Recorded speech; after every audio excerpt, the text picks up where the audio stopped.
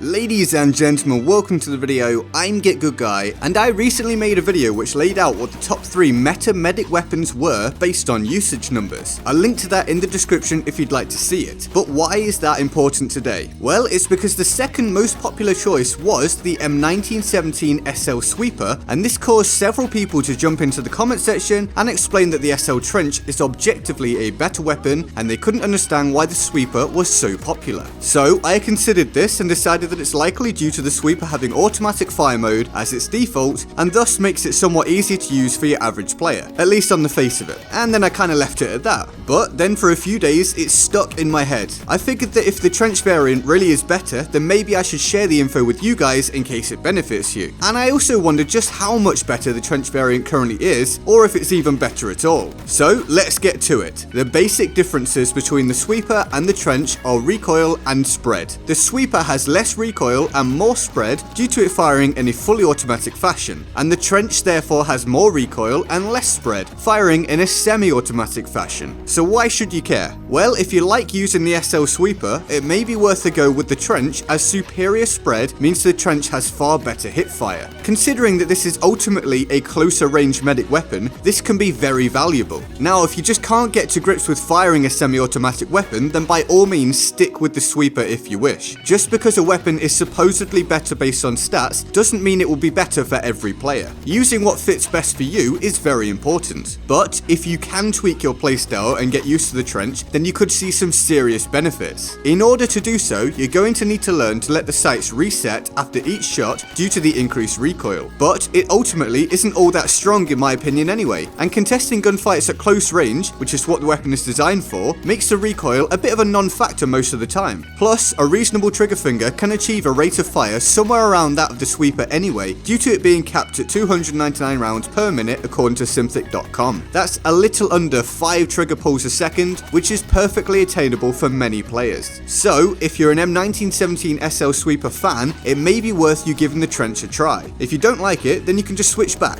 You really haven't got anything to lose. If you do like it, you get better hip fire, and you learn how to pace your shots properly. Personally though, the surprising thing for me isn't really that the Sweeper variant is in the top 3. It's that one of the M1917 SLs is in there at all. Despite my positivity in the top 3 medic weapons video about the values of the Sweeper on close range maps, I personally think that the game has moved on to a point where the weapon is outclassed a lot of the time by other options. I feel the Sweeper is inferior to the Fedorov for ease of use, and I think the Trench is way worse than the autoloading. I also think that the Howl, Mondragon and Farquhar Hill archetype comfortably beat out the SL Trench. If you're going to be pulling the trigger for every shot anyway, wouldn't you rather use something that has more range viability while still being good at close range? But of course, that's all just my opinion. Some people will fit perfectly with the M1917 SL, whether it's the Sweeper or the Trench. So let me know what you think. Do you like the M1917 SL? Which variant do you prefer? And what's your favorite medic rifle? Let me know in the comment section below. Now, we need to quickly shoot over to the Board of Awesome to show our respect to the fantastic people who choose to support the channel on Patreon. They're really helping to power this channel currently, as my ad revenue is absolutely terrible at the minute. So thank you so much to everyone on the board. If you want to join them on the Board of Awesome and help the channel out, then the link to the Patreon page will be in the description and in my pinned comment, where you can support the channel from as little as $1 a month if you so wish. I hope you enjoyed the video. Remember to turn on notifications so you don't miss future videos, and feel free to like, favorite and subscribe. I'm GetGoodGuy, and I'll see you